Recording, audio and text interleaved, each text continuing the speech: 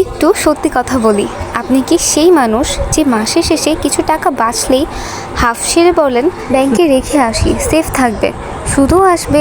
যদি তাই হয় তাহলে বসে বসে একটা বড় ভুল করছেন আপনি। কারণ আজকের দিনে ব্যাংকের আর আলমারিতে তালা দুটোর মধ্যে তেমন কোনো পার্থক্য নেই। ব্যাংক আপনাকে বছরে দেয় 6 থেকে 10% সুদ, আর বাজারে চাল ডাল থেকে শুরু করে সব জিনিসের দামই বাড়ে 14 থেকে 16% হারে। মানে বছর শেষে আপনার টাকা ভ্যালু বাড়ে না, বরং উল্টো কমে যায়। ভাবছেন আপনি টাকা জমাচ্ছেন, কিন্তু বাস্তবে প্রতি বছর আপনার টাকা ডায়েট করছে।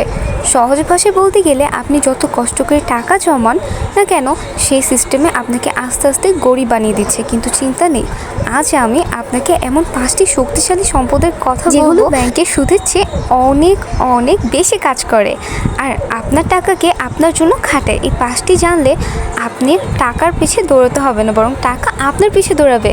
তো চলুন আজ থেকেই গরিবের লাইফস্টাইল ছুটি দিয়ে স্মার্ট মানি গেম শুরু করি। 1 নম্বর হলো রিয়েল অ্যাসেট বা জমি।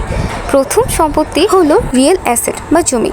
দুনিয়ায় অসংখ্য মানুষ বাড়ছে, কিন্তু নতুন করে তো আর কোনো জমি বাড়ানো হচ্ছে না, মানে ডিমান্ড বাড়ছে। ইকোনমিক্সের সাধারণ সূত্র বলে দাম বাড়বে। এখন আপনি বলবেন, ভাই আপনার পকেটে তো মশা ঘুরে, আমি জমি কিনবো কিভাবে?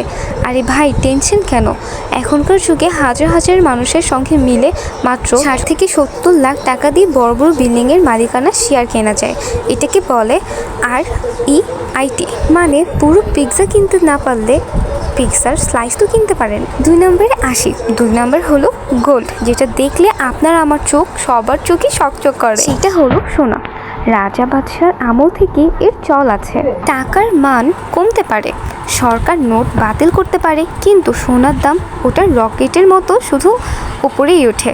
তবে সাবধান, ইনভেস্টমেন্ট মানে কিন্তু গার্লফ্রেন্ড বা বইয়ের জন্য সোনার গয়না কেনা না। ওইখানে মেকিং চার্জে আপনার লাভ শেষ। ইনভেস্ট করতে হলে কিনুন গোল্ড বার, কয়েন বা ডিজিটাল গোল্ড। বিপদের দিনে এটাই আপনার আসল বন্ধু হবে। 3 নম্বর হলো আপনার নিজের স্কিল, যা কোনো সম্পত্তি না, বাজার থেকে কিনা যায় না, আপনার নিজের ভিতরে থাকে। সেইটা হলো আপনার স্কিল বা দক্ষতা। দেশের অর্থনৈতিক ধ্বংস হয়ে যেতে পারে, শেয়ার বাজার ক্রাশ করতে পারে, যাই হোক না কেন আপনি কিন্তু নিরাপদ। উদাহরণ হিসেবে বলা যায়, আপনি নৌকা থেকে পড়ে গেলেন পানিতে, কিন্তু আপনি যদি সাঁতার জানেন তাহলে আপনি ডুববেন না। ব্যাংকের টাকা জমানোর আগে নিজের মাথায় টাকা জমান। ভিডিও এডিটিং শিখুন, কোডিং শিখুন, ডিজিটাল মার্কেটিং শিখুন। মনে রাখবেন, দামি ফোন কিনলে পকেট খালি হয়, আর স্কিল শিখলে পকেট ভারী হয়। 4, শেয়ার বাজার। 4র্থ নম্বর উপায়টা শুনে অনেকেই অবাক হবেন, হার্ট অ্যাটাকও হতে পারে, কারণ সেটা শেয়ার বাজার। মানুষ বলাবলি করে এটা নাকি জুয়া। হ্যাঁ, আপনি যদি না বুঝে সোনার দামে আলু কেনেন তাহলে সেটা জুয়া, কিন্তু শেয়ারের ক্ষেত্রে যদি দেশের সেরা কোম্পানির পার্টনার হতে চান তাহলে শেয়ার বাজারই সেরা উপায়। ওয়ারেন বাফেট বলে, সব ডিম এক ঝুড়িতে রেখো না। তাই রিস্ক নিতে না চাইলে সোজা ইন্ডেক্স ফান্ডে রাখুন, মানে দেশের সেরা 30টি কোম্পানির একসাথে ইনভেস্ট।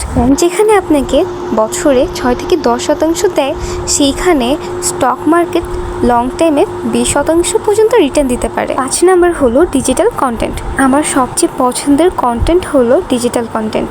এই যে আপনি আমার ভিডিও দেখছেন, আমি হয়তো ঘুমাচ্ছি, কিন্তু ইউটিউব আমাকে টাকা দিবে। এইটাকে বলে প্যাসিভ ইনকাম।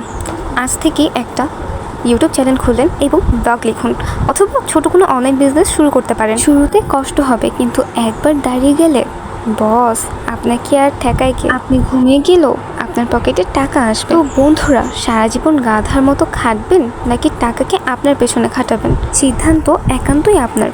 ব্যাংকে শুধু বিপদের দিনের টাকা রাখুন, কাজে লাগান। ভিডিও দেখে যদি মনে হয় মাথায় বুদ্ধি একটু হলেও বেড়েছে, তাহলে লাইক দিতে ভুলবেন না, কমেন্ট করে জানান এবং সাবস্ক্রাইব কিন্তু অবশ্যই করবেন। আল্লাহ হাফেজ।